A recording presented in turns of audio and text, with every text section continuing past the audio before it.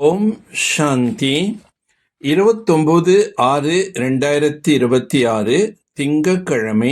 வாணி தரும் வசந்தம். இனிமையான குழந்தைகளே, தன்னை ஆத்மா என உணர்ந்து ஆத்மாவோடு பேசுவீர்களானால் மலர்களிலிருந்து மனம் வந்து கொண்டே இருக்கும். தேக அபிமானத்தில் துர்நாற்றம் நீங்கிக் கொண்டே இருக்கும். தன்னை போல அநேகரை மனம் உள்ள மலர்களாக மாற்றுபவர்கள்தான் உண்மையான மலர்கள் ஆவார்கள்.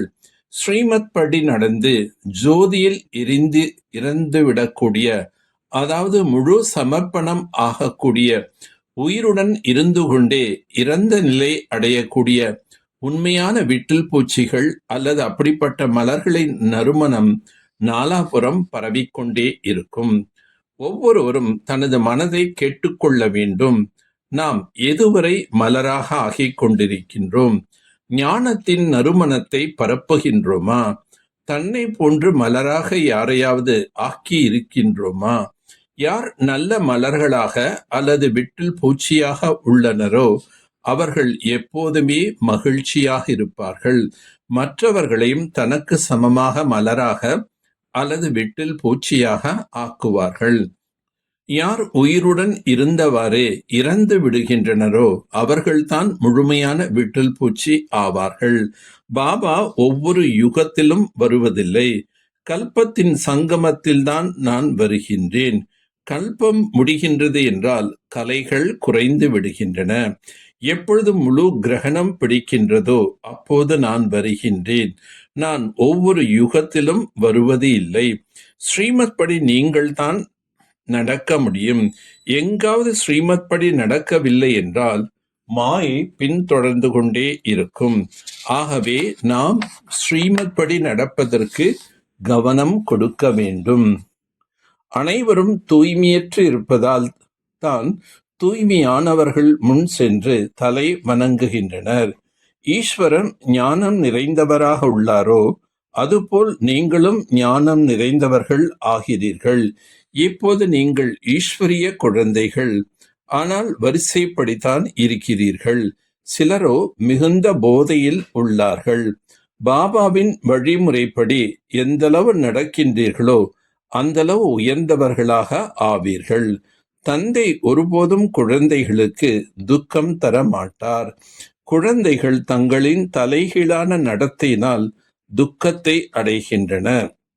அசுர வழிப்படி நடப்பதால் நீங்கள் துக்கம் அடைகிறீர்கள். குழந்தைகளே, தந்தை அல்லது ஆசிரியர் அல்லது பெரியவர்களின் கட்டளை ஏற்று நடக்கவில்லை என்றால் துக்கம் அடைகின்றீர்கள். ஈஸ்வரிய வழியின் பலன் 21 பிறவிகளுக்கு நடைபெறுகின்றது. பிறகு அரை கல்பத்திற்கு மாயாவின் வழிப்படி நடக்கின்றனர். ஈஸ்வரன் ஒரே ஒரு முறை வந்து வழிமுறை தருகிறார். மாயாவோ அரை கல்பமாக தவறான வழிமுறை கொடுத்து கொண்டே இருக்கின்றது. தந்தை கல்பத்தில் ஒரு தடவை மட்டும் ஸ்ரீமத் தருகின்றார். மாயாவின் வழிப்படி நடந்து 100% துர்பாகியசாலியாக ஆகிவிட்டனர். யார் நல்ல மலர்களாக உள்ளனரோ அவர்கள் அதே குஷியில் மகிழ்ந்திருப்பார்கள். யார் யோக நிலையில் இருக்கின்றனரோ அவர்கள் இங்கே பாபாவிடம் ஓடி வருவார்கள். அவர்களுக்கு உதவியும் கிடைக்கும். பாபாவின் உதவி அதிகமாக கிடைக்கின்றது. மாயாவின் புயல்களோ அநேகம் வரும். அவற்றிடம் இருந்து தன்னை பாதுகாத்து கொள்ள வேண்டும்.